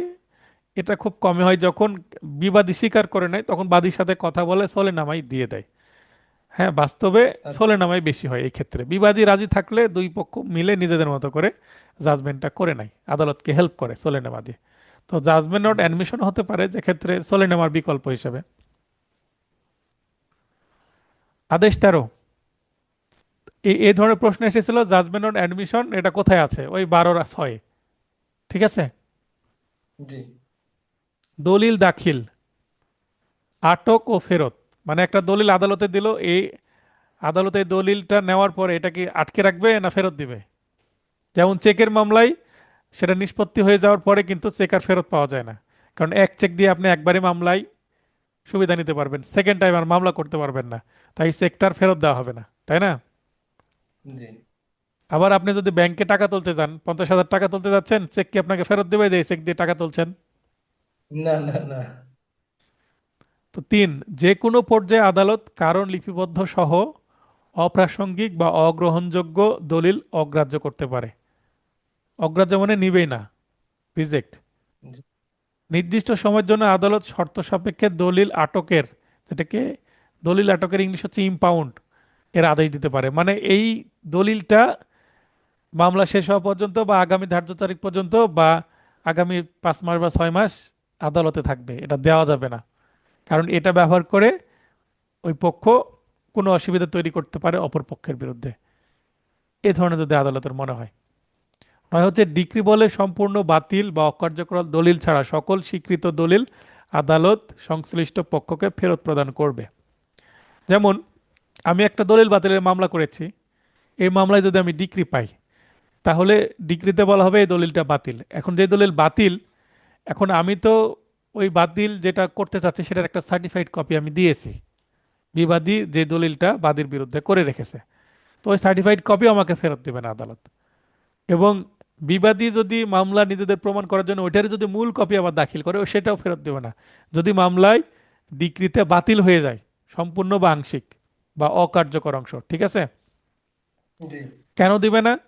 কারণ এটা দিলে তো এটার আবার ঝামেলা শুরু করতে পারে, মানে সেটা অপব্যবহার করতে পারে, যেটা মিস ইউজ হতে পারে, তাই না? হ্যাঁ, আচ্ছা, মামলাবাজ লোক হলে আবার প্যাঁচ বাঁধাবে। হ্যাঁ, নতুন মামলা করতে পারে সেটা দিয়ে। তো এই জি। কারণে এটা অন্য আদালতে ভিন্ন মামলা করতে পারে। তো এই কারণে সেটা আর ফেরত দিবে না, কারণ এটা তো বাতিল হয়ে গেছে, এটা নিয়ে আর কি করবেন, অচল জিনিস নিয়ে কি করবেন, তাই না? জি। আদেশ 14, বিচার্য বিষয় স্থিরকরণ, যেটাকে আমরা বলি ইস্যু গঠন। 1, ইস্যু গঠন বা বিচার্য বিষয় প্রণয়ন। বিচার্য বিষয় আসলে দুই প্রকার, কি কি? বিষয় বা ঘটনা, যেটা ফ্যাকচুয়াল ইস্যু, এবং আইনগত সংক্রান্ত, অর্থাৎ এটা হচ্ছে লিগ্যাল ইস্যু। মানে ফ্যাক্ট বিষয় একটা ইস্যু গঠন হবে এবং আইন বিষয় ইস্যু গঠন হবে, একই সাথে হবে, তো দুইটা বিষয় মাথায় রেখে আদালত নিজে ইস্যু গঠন করেন। ইস্যু গঠন করা আদালতের দায়িত্ব। প্রথম শুনানি বা লিখিত জবাব পেশ করা হলো 15 দিনের মধ্যে। বিবাদী আত্মসমর্পণ না করলে আত্মপক্ষ সমর্থন মানে, মানে আমি সঠিক, বাদী ভুল, আমি লিখিত জবাবে যেটা লিখেছি সেটাই সঠিক, এটাকে বলে আত্মপক্ষ জি সমর্থন। মানে আমি সঠিক, এটাকে বলে আত্মপক্ষ সমর্থন। বিচার্য বিষয় প্রণয়ন করবে না। তার মানে বিবাদী যদি লিখিত জবাব দিল ঠিকই, কিন্তু লিখিত জবাবে বাদীর সবকিছু যদি মেনে নেয় তাহলে তা ইস্যু গঠনের দরকার নাই। তার মানে আত্মপক্ষ যদি সমর্থন করে এবং বাদীর সমস্ত দাবি যদি অগ্রাহ্য করে, অস্বীকার করে এবং নিজে বলে যে হ্যাঁ প্রকৃত বিষয় এটা, আসলে বাদী যা দাবি করছে সেটা মিথ্যা, আমি যেটা বলছি সেটাই সঠিক, এই সম্পত্তি আমার, বাদীর না, বাদী মিথ্যা মামলা করেছে, বাদীর মামলা অচল, খারিজ করে দেন, এগুলো বললে ইস্যু গঠন হবে। তার মানে এগুলো বললে দুইজন দুই ধরনের দাবি করছে, তখন এই দুইটা দাবির ভিত্তিতে বাদীর যে প্লিডিং অর্থাৎ প্লেন্ট বা আর্জি, সেখানে যেটা দাবি করা হচ্ছে সেটাকে ফোকাসে রেখে, এবং বিবাদীর লিখিত জবাবে বিবাদীর যেটা প্লিডিং, সেখানে যেটা দাবি করছে বিবাদী সেটাকে মাথায় রেখে, সেখানে দুইটা বিষয়কে ফোকাসে রেখে আদালত কম্বাইন একটা ইস্যু গঠন করবেন। বোঝা গেল? জি এখন যদি বিবাদী নিজেকে আত্মপক্ষ সমর্থন নাই করে, লিখিত জবাব নাই দেয়, বা লিখিত জবাব না দিলে তো মামলা একতরফা হয়ে যাবে, একতরফারে ইস্যু গঠনের কোনো দরকারই নাই। আর যদি জি লিখিত জবাব দিল কিন্তু বাদীর সবকিছু স্বীকার করে নিল বা সেট অফ হতে পারে, সেক্ষেত্রে কিন্তু ইস্যু গঠনের দরকার হবে না। তাহলে ইস্যু গঠনের জন্য সময় কিন্তু 15 দিন, লিখিত জবাব পেশের পরে 15 দিন। বাস্তবে কিন্তু হয় না, লিখিত জবাব দিল তারপরে 3 মাস পরে ডেট পড়লো, 15 দিন কোথায় আর 3 মাস কোথায়। বুঝতে জি পেরেছেন? জি জি জি দুই, তবে আমাদের 15 দিনই জেনে রাখতে হবে, বাস্তবে যাই হোক আইনে যা আছে সেটাই জি লিখতে হবে এমসিকিউ বা লিখিত পরীক্ষায়, এবং ভাইভাতেও তাই। আইন ও ঘটনা সংক্রান্ত বিচার্য বিষয়, প্রথমে ঘটনা সংক্রান্ত বিচার্য বিষয় নির্ণয় করতে হবে, কি ঘটনা, কে কি দাবি করছে, বাস্তবে ঘটনা কি সেটা, ও পরে আইন সংক্রান্ত বিচার্য বিষয় নির্ণয় করতে হবে। মানে আইনের বিষয়গুলো পরে, আগে ঘটনা দেখতে হবে। ফ্যাক্ট আগে। হ্যাঁ, আগে ফ্যাক্ট তারপরে ল। তিন, যে সকল বিষয় হতে বিচার্য বিষয় প্রণয়ন করা যায়, মানে বিচার্য বিষয় যে প্রণয়ন হবে কিসের ভিত্তিতে, যদিও আমরা কিছুটা আমি ইঙ্গিত দিয়ে দিয়েছি। ক হচ্ছে পক্ষ বা প্রতিনিধি বা উকিল কর্তৃক শপথ বলে উত্থাপিত অভিযোগ সমূহ, তাহলে বাদী কিছু অভিযোগ তুলেছে, বিবাদী আবার লিখিত জবাবে কিছু বলেছে। জি প্লিডিং বা প্রশ্নমালার উত্তরে রচিত অভিযোগ সমূহ, এটা বিবাদীর প্লিডিং যেটা, হ্যাঁ। কোনো জি পক্ষ কর্তৃক দাখিলকৃত দলিলপত্রের বিষয়বস্তু হতে বিচার্য বিষয় প্রণয়ন করা যায়। তাহলে যে দলিলপত্র দিয়েছে সেই দলিলপত্র, এই দলিল সঠিক না মিথ্যা, ঠিক আছে, এটা আহ, বাতিলযোগ্য কিনা, জাল কিনা, এগুলো বিষয় আসতে পারে। চার, আমরা পড়ছিলাম আদেশ 14, বিধি 4, বলা হচ্ছে যে ন্যূনতম 15 দিনের জন্য বিচার্য বিষয় প্রণয়ন স্থগিত রেখে বিচার্য বিষয় গঠনের পূর্বে আদালত সাক্ষী বা দলিল পরীক্ষা করতে পারে। তার মানে বিচার্য বিষয় প্রণয়ন করা যদি আদালতের কাছে ক্রিটিক্যাল হয়ে যায়, বুঝতে পারছেন না, সেক্ষেত্রে কিন্তু কিছু সাক্ষীকে জিজ্ঞাসাবাদ করে এবং দলিলগুলো পরীক্ষা করে তারপরে উনি বিচার্য বিষয় প্রণয়নের কাজ ধরতে পারেন। এটা জি আদালতের কাছে যখন কনফিউশন হবে তখন উনি করতে পারবেন এটা। আমি এটা কখনো হতে দেখিনি বাস্তবে, আমি যতগুলো সিভিল মামলা করেছি। আর এটা নর্মাল প্রসিডিওরের মধ্যে আসে না, কিছু কিছু ক্ষেত্রে প্রয়োজন হয়। 5, বিচার্য বিষয় সংশোধন ও কর্তন ক্ষমতা, একবার বিচার্য বিষয় গঠন হয়ে গেলে সেটাকে আর কর্তন করা যাবে কিনা সে বিষয়ে এখন আলোচনা হবে। এক হচ্ছে আদালত ডিক্রি প্রদানের পূর্বে যে কোনো সময় বিচার্য বিষয় সংশোধন বা অতিরিক্ত বিচার্য বিষয় গঠন, অথবা আদালত ডিক্রি প্রদানের পূর্বে ভ্রান্তভাবে গঠিত বিচার্য বিষয় কর্তন করতে পারবে, মানে সংশোধন বা কর্তন বা অতিরিক্ত কিছু অ্যাডও করতে পারবে, এটা করার সুযোগ আছে, কারণ মানুষেরই তো ভুল হয়, তাই না? জি 8, বিচার্য বিষয়, আচ্ছা বিচার্য বিষয় গঠন করার পর কেন সেটা সংশোধন বা কর্তনের ক্ষমতা দেওয়া হয়েছে বা এটা প্রয়োজনীয়তাই কেন? কারণ যখন মামলা সাক্ষ্য প্রমাণ শুরু হয় তখন মামলার ফ্যাক্টের মধ্যে আদালত প্রবেশ করতে পারে না আর ভালোভাবে। তাছাড়া জি শুধুমাত্র আর্জি এবং লিখিত জবাব পড়ে অনেক সময় স্টাডি করে অনেক সময় বোঝা যায় না, কিন্তু অনেক সময় জবানবন্দি প্লাস জেরার মধ্যে কিন্তু অনেক কিছু চলে আসে, তখন আদালত বুঝতে পারেন অনেক কিছু। কারণ আরজিতে অনেক সময় মিথ্যা দাবি করা হতে পারে, কিন্তু জেরাতে গিয়ে সেটার পোল খুলে যায়। বুঝতে পেরেছেন? পোল খোলা মানে কি? জি মিথ্যা প্রকাশ পেয়ে যায়, তাই না? জি 8 নম্বর খুবই গুরুত্বপূর্ণ। বিচার্য বিষয় গঠন বা স্থিরের, মানে বিচার্য বিষয় গঠন হয়ে গেল, এরপরে মামলা শেষ করতে হবে। সরি, মামলার যে চূড়ান্ত শুনানির তারিখ নির্ধারণ করতে হবে, সেটা কত দিনের মধ্যে? 120 দিনের মধ্যে। মানে বিচারিত বিষয় গঠনের পর মামলা যাবে এইচডিতে, সেটলিং ডেট। তো কিসের জন্য জি ডেট? পিএইচ এর ডেট বা চূড়ান্ত শুনানির ডেট। তো পিএইচ এর জি ডেট নির্ধারণের জন্য এইচডিতে মামলা থাকবে 120 দিন, কিন্তু বাস্তবে আমি 3-4 বছরও পড়ে থাকতে দেখেছি। জি, এই জন্য এত মামলা জট। না, জটের কারণে আর বাদী এখানে গুরুত্ব দিচ্ছে না, জি জি বিভিন্ন কারণে মামলা ডিলে হচ্ছে, পিএইচ এ যাচ্ছে না। বাদী তদবির না করলে পিএইচ এ যায় না। বাদীর আগ্রহ থাকতে হয়, বাদীকে খুবই সচেতন হতে হয়। 16, সাক্ষীর প্রতি সমন, সাক্ষী হাজির। সাধারণত নর্মালি সাক্ষী হাজির হয়, কিন্তু বিশেষ ক্ষেত্রে সাক্ষীকে সমন দিয়ে হাজির করতে হয়। 1, সাক্ষ্য প্রদান বা দলিল পেশের জন্য সাক্ষীর প্রতি যে কোনো সময় সমন প্রদান করা যাবে। যেমন একটা মিস কেসে বিবাদী পক্ষ দাবি করছে যে আমার কাছে সমন যায়নি, আমাকে সমন দেওয়া ছাড়াই এই মামলায় ডিক্রি দেওয়া হয়েছে। আমি বাদীপক্ষ, আমি ডিক্রি পেয়েছি মামলায়। বিবাদী এসে দাবি করছে যে আমি সমন প্রপারলি আমি পাইনি, বা আমার কাছে সমন পৌঁছেনি, মামলা সম্পর্কে আমি জানতামই না, তাই আমি কন্টেস্ট করিনি, এবং এই মামলায় আমার বিরুদ্ধে ডিক্রি হয়ে গেছে, একতরফা ডিক্রি। তো এই একতরফা ডিক্রি রদরহিত করার জন্য উনি কি করেছেন?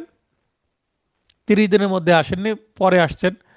30 দিনের মধ্যে আসলে 1,000 টাকা, ওনার 3,000 টাকা কি হতো, কষ্ট হতো, এবং এফিডেভিট করতে হতো। আমরা পড়লাম, তাই না, 13 কতে, তেরোর 13 এতে। জি কিন্তু উনি 13 অনুসারে 30 দিনের পরে আসছেন, 30 দিনের পরে 13 অনুসারে আসা যাবে। সেই ক্ষেত্রে ওনাকে কিন্তু কি করতে হবে? কারণ দর্শাতে হবে এবং সাক্ষ্য প্রমাণ হবে।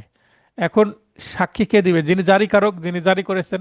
এখন জারিকারক তো তিনি চাকরিজীবী, তিনি হচ্ছে জুডিশিয়াল একজন স্টাফ। তো জি তাকে তো আর মুখে মুখে বললে আসবে না। আদালত তো আর নিজে যে বলবে না আপনি আসেন, বা ফোন করবে না। তাহলে আদালত কি করতে পারবে? সমন ইস্যু করতে পারবে। আর আমার মুখের কথাতেও আসবে না, বা বাদী পক্ষের মুখের কথাতেও আসবে না। তাহলে তিনি কার জন্য আসবেন? আমার জন্য আসবেন।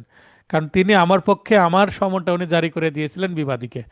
তো আমি একটা সমন রেডি করে সেটার প্রসেস ফি দিয়ে আদালতে দাখিল করলে আদালত সমন ইস্যু করে দিবেন, এবং সংশ্লিষ্ট ব্যক্তির কাছে সমনটা চলে যাবে। আরেকজন জারিকারক নিয়ে যাবে ওই প্রাক্তন জারিকারকের কাছে, যিনি বর্তমানে জারিকারকের চাকরি করেন আর না করেন, প্রমোশন হয়ে অন্য কিছু করেন, বা চাকরি রিটায়ার্ড হয়ে গেছেন, সেটা ম্যাটার না। ওনাকে ওই যে 2 বছর বা 5 বছর আগে সমন জারি করেছিলেন কিভাবে, সেটা সাক্ষী দিতে আসতে হবে। এই ধরনের সাক্ষী মুখে জি মুখে বললে আসে না, বাদীর অনুরোধে আসার সুযোগ নেই। ওনাকে প্রসেস দিয়ে প্রসিডিউর মেনটেন করে আনতে হবে, অফিসিয়ালি ফর্মাল লেটার এটা। বুঝতে পারলেন? জি জি জি স্যার। তাছাড়া এমনিতেই বাদী তার নিজের বাদীকে, এবং মানে বাদী নিজেই আসে নিজে থেকে, আবার বাদী পক্ষের যে নিরপেক্ষ সাক্ষী তারাও তো বাদীর কথাতে আসে, সমন লাগে না। সমন জি জারির আবেদনের সাথে সাক্ষীর খরচা জমা, মানে এখানে সাক্ষী যে দিতে আসবে তার তো যাতায়াত খরচ দিতে হবে, সাক্ষীর আসা যাওয়ার একদিনের খরচ, এবং যিনি বিশেষজ্ঞ ব্যক্তি, কোনো ডাক্তার বা কোনো, মনে করেন, হস্ত বিশারদ। হ্যাঁ, হস্তবিশদ বা ডিএনএ রিপোর্ট দিয়েছেন, এই ধরনের ফরেনসিক ডিপার্টমেন্টের কোনো ডক্টর বা সায়েন্টিস্ট, এই ধরনের ব্যক্তি যদি আসেন, তার মানে সঙ্গত একটা কি দিতে হবে, পারিশ্রমিকও দিতে হবে। ঠিক আছে? জি জি আর তিনি একদিন চেম্বারে বসলে তো ইনকাম হতো তার। জি 6, ব্যক্তিগতভাবে বা অন্যভাবে দলিল পেশ করার জন্য, দলিল দাখিলের জন্য সমন প্রদান করা যাবে। জাস্ট মুখে কোনো কথা বলার দরকার নেই, জাস্ট দলিল দিবে, চলে যাবে। কেউ যদি দলিল দিতে আসে শুধুমাত্র, সেক্ষেত্রে তাকে কিন্তু জেরা করার সুযোগ নেই। আর দলিলে যা আছে সেই বিষয়বস্তুটাই হচ্ছে ফ্যাক্ট, মানে রিটেন ডকুমেন্ট। তো রিটেন ডকুমেন্টের বিষয়ে ওই সাক্ষীকে জেরা করা দরকার হয় না। এরা 6 গেল। 12, সমন পেয়েও কোনো ব্যক্তি, কোন ব্যক্তি বলতে সাক্ষী, তাই না?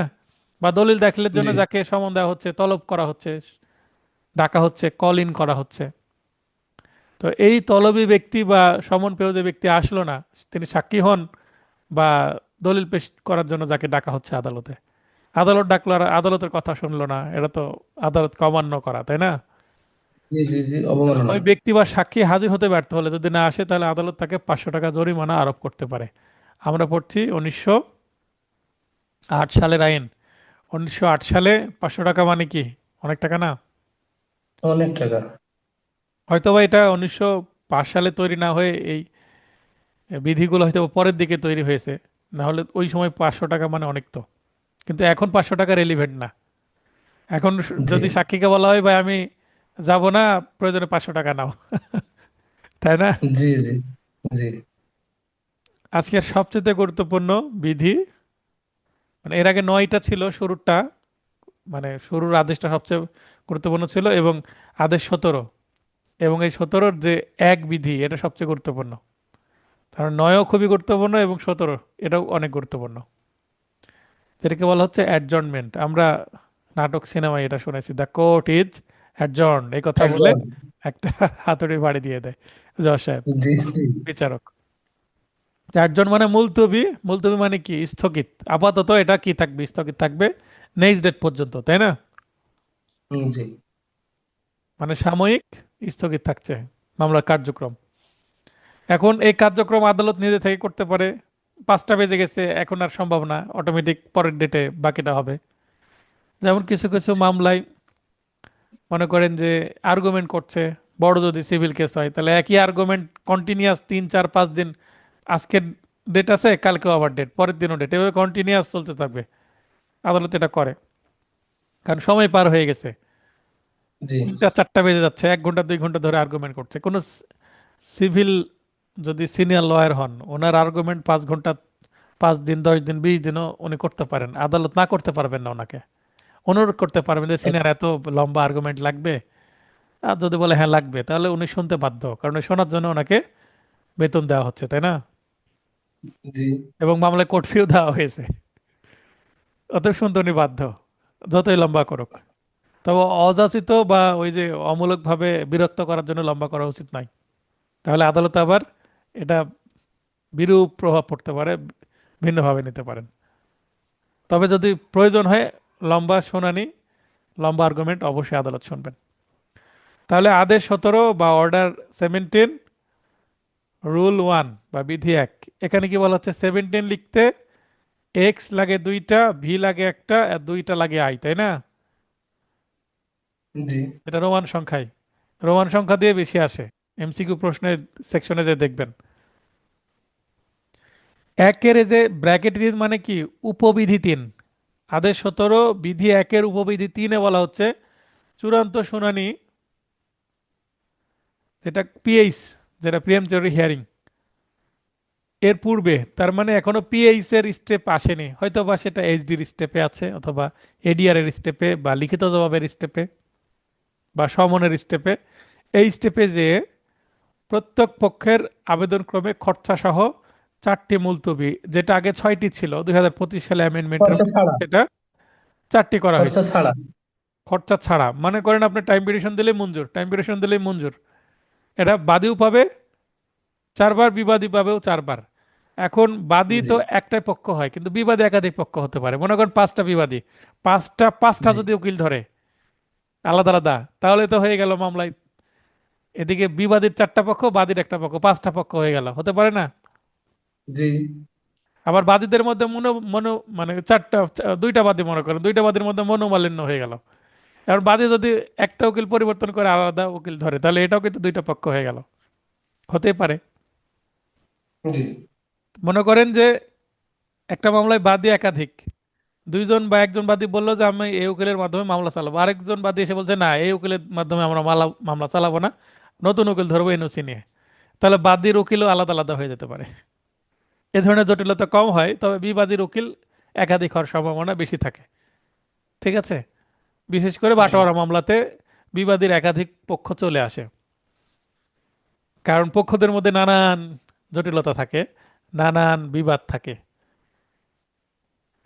এখন মনে করেন যতটা পক্ষ, তত পক্ষই 4টা করে ডেট পাবে। বুঝতে পেরেছেন? তাহলে মামলা আচ্ছা ডিলে আচ্ছা। হওয়ার এটা একটা বড় জায়গা। মানে যতগুলো পক্ষ সবাই 4টা করে। সবাই 4টা করে পাবে। বিশাল বলা ব্যাপার। হচ্ছে যে প্রত্যেক পক্ষের আবেদন ক্রমে, ধরে নিচ্ছি বাদী একটা পক্ষ, বিবাদী একটা পক্ষ, তাহলে বাদী বিবাদী মিলে চার চার আটটা পাবে। বিবাদী যদি জি একাধিক পক্ষ হয়, এক আর দুই নম্বর বিবাদী একটা উকিল ধরেছে, তিন আর চার নম্বর বিবাদী আরেকটা উকিল ধরেছে, তাহলে দুইটা পক্ষ হয়ে গেল, তাই না? জি জি তাহলে এক আর দুই মিলে যদি একটা টাইম পিটিশন দেয়, তারা চারবার যেমন পাবে, তাহলে তিন আর চার মিলে তারা আবার কি দোষ করলো, তাদেরকে কেন চারবার সুযোগ দেওয়া হবে না? তাহলে অন্যায় হবে জি না? জি এবং 200 থেকে 1000 টাকা খরচা সহ তিনটি করে মুলতবি পাবে। তার চারটি তো পেলোই ফ্রি ফ্রি, এবং টাকা দিলে আবার আলাদা করে এক্সট্রা তিনটা করে পাবে প্রতিটা পক্ষ, এখানেও প্রতিটা পক্ষ। ঠিক আছে? জি খরচা ছাড়া বাদী চারটি আবার বিবাদী চারটি, আর খরচা সহ বাদী তিনটি আবার বিবাদী তিনটি। আমি আলাদাভাবে ক্ল্যারিফাইও করে দিয়েছি। এটা হচ্ছে পিএইচ শুরু হওয়ার আগে, মানে মামলার সাক্ষী শুরু হওয়ার আগে। এবার পিএইচ প্রিলিমিনারি হিয়ারিং এর পর্যায়ে, মানে এবার পিএইচ শুরু হয়ে গেছে বা পিএইচ এর পরে ধরে নেই, পিএইচ পর্যায়ে কয়টা পাবে? প্রত্যেক পক্ষের আবেদন ক্রমে খরচা সহ মুলতবি পাবে না, মানে ফ্রি আর এবার কোনো টাইম পিটিশন মঞ্জুর হবে না। মুলতবি বলতে টাইম জি পিটিশন দিলাম বা সময়ের দরখাস্ত দিলাম, সেটা মঞ্জুর হবে না, স্যার আজকে পারছি না, আগামী ডেটে করেন, আজকে সাক্ষী আসেনি, এগুলো অজুহাত চলবে না।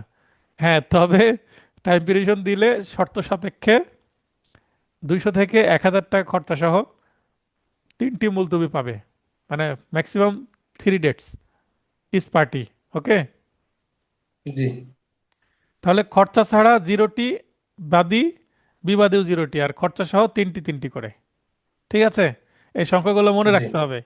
এবং প্রশ্নে কি বলছে, পেইস বা চূড়ান্ত শুনানির পর্যায়ে না চূড়ান্ত শুনানির আগে, ঠিক আছে, জি বা জি পূর্বে, এটা লক্ষ্য রাখতে হবে। এবং পিএইচ এর পূর্বে হচ্ছে একের উপবিধি, উপবিধি হচ্ছে 3-এ, আর এটা হচ্ছে উপবিধি 4, কারণ ব্র্যাকেটে 4 আছে, বুঝতে পেরেছেন? জি জি কারণ উপবিধি টার্গেট করে প্রশ্ন আসতে পারে তো, তাই না? জি, এবং একটা পূর্বে এবং একটা পর্যায়ে, পরে না পর্যায়ে, এটা এটা মনে রাখতে হবে। পর্যায়ে, হ্যাঁ। তার মানে জি পিএইচ জি শুরু হয়ে গেছে অলরেডি, জি মানে সাক্ষী শুরু হওয়ার পর্যায়ে চলছে। কিন্তু আদেশ 17 বিধি 1 এর অবশিষ্ট অংশ এই পৃষ্ঠায় আসছে, পরের পৃষ্ঠায়। নির্ধারিত সময়ের মধ্যে অপর পক্ষকে খরচা দিতে ব্যর্থতায়, মনে হয় যে খরচা সহ মঞ্জুর হলো, বলো ঠিক আছে 500 টাকার খরচা, যেমন একটা মামলা ছিল আমার এ মাসের শুরুতে। এখন অপর পক্ষ আমার বাদীকে জেরা করলো না, বাদীটাই, এখানে সাক্ষীর হাজিরা দিয়েছি আমরা, বাদীকে জেরা করার কথা, জবানবন্দি হয়ে গেছে, এর আগে লিখিত জবানবন্দি দিয়েছি, আমরা যে ডকুমেন্টগুলো দেওয়ার সেগুলো এক্সিবিটও করেছি। অপরপক্ষ প্রথম ডেটে কি করলো, টাইম পিটিশন দিল। একজন মোস্ট সিনিয়র একজন আইনজীবী, স্যার আমি অসুস্থ, আমি আজকে জেরা করার জন্য রেডি না। তো ঠিক আছে, পরের ডেটে করবেন। পরের ডেটে এসেও, স্যার রমজান মাস, আমি অসুস্থ ফিল করছি, উনি আবার কাঁপছেন, এখন কি বাধা দিব, আচ্ছা আচ্ছা কি বাধা দেব? তো আমি বলছি, স্যার উনি গত ধার্য তারিখেও আমার বাদী ঘুরে গিয়েছে, আমার বাদীও অসুস্থ স্যার, মুরব্বী মানুষ, তা আমার বাদীর দিকেও একটু দেখবেন, এখন উনি সিনিয়র মানুষ, অনুরোধ করছেন, কি বলবো স্যার? আমি এটা তার ইঙ্গিত দিচ্ছি, স্যার মঞ্জুর করলে কষ্ট দিবেন, 500 টাকার কষ্ট করলেন, আচ্ছা 500 টাকার কষ্ট করলেন, আচ্ছা। তাহলে এটা কোন পর্যায়ে করলেন? পিএইচ পর্যায়ে। ঠিক পিএইচ আছে? পর্যায়ে। তার মানে পাঁচশো, জি 200 থেকে 1000-এর কস্ট, সেখানে 500 টাকা কস্ট করলেন। তার মানে সামনে ধার্য তারিখে উনি জেরে করতে হলে আগে আমার হাতে 500 টাকা দিতে হবে, যেটা বিবাদী, মানে বিবাদী দিবে আমার বাদীকে। বুঝতে পেরেছেন? জি জি না হলে কিন্তু ওনার জেরা করার সুযোগ নেই, নাহলে মামলা একতরফা হয়ে যাবে। এক্সপার্ট, জি বাদী ব্যর্থ হলে, এখন মনে করেন যে আমি যদি আবার টাইম পিটিশন দিতাম, আমার বাদী আসেনি স্যার, অসুস্থ, তাহলে খরচা সহ যদি আমাকে মঞ্জুর করতো, তাহলে আমি যদি এই যে খরচা দিতে ব্যর্থতায় আমি পরের ডেটে এসে বিবাদীর হাতে খরচা তুলে দিতাম, তাহলে আমাকে জবানবন্দি দেওয়ার সুযোগ দিত। আর যদি আমি খরচা না দিই, তাহলে আমার মামলা খারিজ করে দিবে, কারণ আপনি খরচা সহ মঞ্জুর করেছিল, নাহলে গত ডেটে ধার্য তারিখে দিতে হতো জবানবন্দি, আমি দিইনি, কষ্ট করেছে জি আদালত, এবং কষ্টও দিচ্ছি না, তাহলে মামলা খারিজ করে দিবে, কারণ বাদীকে শাস্তি দিবে সাজার মতো, তাই না? জি এখন আমার মামলায় কি হয়েছে, বিবাদীকে 500 টাকা কষ্ট করেছে, এখানে আইনজীবীর অসুস্থতার কারণে ক্ষতি হলো কার, ওই মক্কেলের, ওই আইনজীবীর মক্কেলের ক্ষতি হলো। আইনজীবী তো পকেট থেকে দিবে না, বরং ওই ডেটে আইনজীবী ঠিকই তার ফি নিয়েছে, প্লাস টাইম পিটিশন দিয়েছে, দিয়ে আবার বিবাদীর 500 টাকা জরিমানা করলো, তাই না? জি তাহলে বিবাদী যদি আগামী ডেটে খরচা দিতে ব্যর্থ হয়, তাহলে আমি কি বলবো? আদালত 500 টাকা দেয়নি, মামলা একতরফা করে দেন। অনুরোধ তো করবো, নিশ্চয় ওরা 500 টাকা দিবে, মামলা তো বাঁচাবে। কারণ মিনিমাম তো 20 লক্ষ টাকা জি। সম্পত্তি। হুম, তাহলে একতরফা হবে। তাহলে এখানে এই খরচা দিতে যেন ব্যর্থ না হয়, একটা চাপ সৃষ্টি করার জন্য এই সুযোগটা করা হয়েছে। বুঝতে পেরেছেন? জি এটা কিন্তু এক বিধিরই অংশ। উভয় পক্ষ জি। খরচা সহ আবেদন করলে এখন মনে করেন যে এরকম হতে পারে যে পিএইচ পর্যায়ে অথবা পিএইচ এর পূর্বে উভয় পক্ষই টাইম পিটিশন দিয়েছে, স্যার আজকে জবানবন্দি দিতে পারবো না। এখন অপরপক্ষ আমি কি স্টেপ নিয়েছি, আমি হাজিরা দিয়েছি না টাইম পিটিশন দিয়েছি না দেখে সেও যদি টাইম পিটিশন প্লেস করে ফেলে, মানে দুই পক্ষ থেকে টাইম পিটিশন আসলো এবং আদালত দুই পক্ষকে 500 500 1000 টাকা কস্ট করে দিল, তাহলে এই কস্ট কে নিবে? এই কস্ট চলে যাবে রাষ্ট্রের কাছে। তাহলে স্যার খরচাটি রাষ্ট্রের। স্যার এটা কি, স্যার এটা কি চূড়ান্ত শুনানির পর্যায়ে নাকি স্যার ওই যে আগের চারটা ফ্রি মুলতবি শেষ হওয়ার পর স্যার এটা? না, এখানে এখানে ফ্রি যদি মুলতবি হয় তাহলে তো আর কষ্টের প্রশ্নই আসছে না। না না না না, মানে এই যে রাজস্ব খাতে যেটা জমা হবে স্যার, হুম। আচ্ছা এটা কি স্যার এই মামলার মানে চূড়ান্ত পর্যায়ে, মানে এখানে এই স্টেজে এসে স্যার? এক বিধির 3 এবং 4-এর উভয়েরই জন্য প্রযোজ্য এটা। জি জি। তার মানে পিএইচ এর পর্যায়ে এবং পিএইচ এর পূর্বে উভয় ক্ষেত্রে প্রযোজ্য। খরচা সহ আচ্ছা যদি আবেদন করে, মানে ফ্রি গুলো খাওয়া হয়ে গেছে, এবার খরচা দিয়ে শুরু হ্যাঁ হ্যাঁ হয়েছে। সেটাই, হ্যাঁ হ্যাঁ। আচ্ছা আমি এইটা জিজ্ঞেস করলাম স্যার, যে যে ফ্রি গুলো খাওয়া হয়ে যাওয়ার পরে আর কি। হ্যাঁ, না, এখানে প্রথমেই তো বলা হচ্ছে উভয় পক্ষ খরচা সহ আবেদন করলে, স্যার কস্ট করেন কিন্তু টাইম দেন, এই ক্ষেত্রে জি আবেদন জি জি। করলে। এবং যে আদালত যদি টাকা নেন কস্ট করে, কিন্তু সময় দেন। তো আদালত যদি কস্ট করে উভয় পক্ষকে 500 500 কস্ট করলো, তাহলে এই টাকাটা যাবে হচ্ছে রাষ্ট্রের কোষাগারে। ঠিক আছে? রাষ্ট্রের, রাষ্ট্রের রাষ্ট্রের রাজস্ব খাতে। খাতে, জি। তখন এইটা কিন্তু সিপি কস্ট হিসেবে আদালতে জমা দিতে হবে সেরেস্তায়। সেরেস্তাদার নিয়ে সেটা আবার কি করবেন? জমা দিয়ে দিবেন ওই সংশ্লিষ্ট চালান মূলে ব্যাংকে। আর ব্যাংকে জমা দিলে রাষ্ট্রের খাতে চলে যাবে। জি মুলতবির জন্য খরচা দিতে ব্যর্থতায় মোকদ্দমা খারিজ অথবা একতরফা নিষ্পত্তি হতে পারে, একটু আগে আমরা জানলাম, তাই না? বাদী জি। টাকা না দিলে বাদীর মামলা খারিজ, বিবাদী টাকা না দিলে একতরফা হয়ে যাবে। দুইটার যে কোনো একটা যদি হয়, তাহলে তো বাদী আবার কান্নাকাটি করবে মামলা পুনর্বহালের জন্য, মানে খারিজ রদ করার জন্য। জি আর একতরফা হলে বিবাদী কান্নাকাটি করবে মানে অনুনয় বিনয় করবে মামলা আবার একতরফা থেকে দোতরফা করার জন্য। তাহলে পুনর্বহাল বা পুনরুজ্জীবিতকরণ যেটাকে বলা হচ্ছে, তাহলে এই ক্ষেত্রে যদি 17 মানে মুলতবির এই এই আদেশ অনুসারে যদি হয়, আমরা নয়েও দেখেছি যে হাজির গড় হাজিরের ফলাফলেও কিন্তু মামলা খারিজ বা একতরফা হতে একতরফা পারে। নিষ্পত্তি। কিন্তু মুলতবির টাকা না দিতে পারার জন্য কিন্তু মামলা খারিজ বা একতরফা হতে পারে, তাই না? জি জি সেক্ষেত্রে কিন্তু এখানে কস্ট 2000 টাকা খরচা সহ 30 দিনের মধ্যে আবেদন করতে হবে মামলা খারিজ বা একতরফার। তাহলে ওখানে আমরা দেখেছিলাম 1000 আর 3000, আর এখানে দেখলাম দুইজনের জন্যই 2000 করে। দুই ঠিক আছে? হাজার জি জি জি। 30 দিন উভয় ক্ষেত্রে। তো এখানে এই অ্যামাউন্টের পরিমাণগুলো মনে রাখবেন, ফাইনাল টাচে নোট অবশ্য চার্ট করে দিব, কিন্তু আপনারাও একটু কাজ করেন, একটু লিখে নেন আলাদা খাতায়। হ্যাঁ, কস্ট কস্ট বা খরচার পরিমাণ হিসাবে আপনারা অ্যামাউন্ট লিখবেন এবং কোন আদেশের কত বিধিতে লেখা আছে এটা উল্লেখ করবেন। এটা আপনাদের একটু এগিয়ে থাকলো, যদিও ফাইনাল টাচ নোটে আমি অবশ্যই দিব ঈদের পরে। 2, পক্ষগণ নির্দিষ্ট দিনে আদালতে হাজির না হলে কার্যপদ্ধতি। 9 আদেশের বিধিমতে নিষ্পত্তিও সঙ্গত আদেশ হবে। এখন মনে করেন যে মুলতবি দিল, মুলতবি দেওয়ার পরে এখানে 17-এর 1-এ বলছে মুলতবি করা যাবে কতবার এবং কস্ট কত হতে পারে। মুলতবি করা পর কস্ট করা হলো, কস্ট না করলে আবার কি হবে, কস্টের টাকা না দিলে কি হবে, এটসেট্রা এটসেট্রা এক বিধিতে। এখন এক বিধিতে যেটা বলা হলো, হ্যাঁ মুলতবি একজন দিল কস্ট অথবা কস্ট ছাড়াই, যা ফ্রি অথবা cost with cost, without cost, যেটা হোক না কেন। কারণ 2 এসে বলছে যে মুলতবি দিল, তাহলে পরের ধার্য তারিখে তো উপস্থিত হবে, তাই না? জি আর মুলতবি আমি নিলাম মানে আজকে বেঁচে গেলাম, তাহলে সামনের তারিখে তো উপস্থিত হতে হবে। তো সামনের তারিখে যদি উপস্থিত না হয় বাদী, তাহলে উপস্থিত না হলে কি হবে সেটা তো 9 আদেশ আমরা জেনে আসলাম, আসলাম না? জি জি জি। তার মানে এখানে আবার কি করে দিল, আদেশ 17 এসে আবার ওই 9 বিধিকে লিঙ্ক করে দিল। যে যদি এই পরের ডেটে, নেক্সট ডেটে যদি হাজির না হয় পরবর্তী ধার্য তারিখে, তাহলে 9 আদেশের বিধিগুলো অনুসরণ করতে হবে। বুঝতে পেরেছেন? জি জি স্যার। কারণ মামলা ঘুরতে থাকবে তখন, আবার 9-এ চলে যাবে। কারণ যখনই হাজির হয়েছে না গড় হাজির হয়েছে, মানে গড় হাজিরের প্রশ্ন আসলে আদেশ নয়। ঠিক আছে? জি তো আজকে এতটুকুই। সবার সুস্বাস্থ্য কামনা করে ক্লাসটি শেষ করছি। কারো যদি প্রশ্ন থাকে প্রশ্ন করেন, আর যদি প্রশ্ন না থাকে বা ভিডিও দেখে প্রশ্ন করতে চান মেসেজ করে দিবেন। অনেকে হয়তো বা প্রশ্ন করে রেখেছেন, অসুস্থতার কারণে দিতে পারেনি। তবে রমজান, অসুস্থতা সবকিছু, রমজান মাসও শেষ হবে, ঈদ আসবে, তারপরে আবার সবকিছু কি অ্যাক্টিভলি চলবে।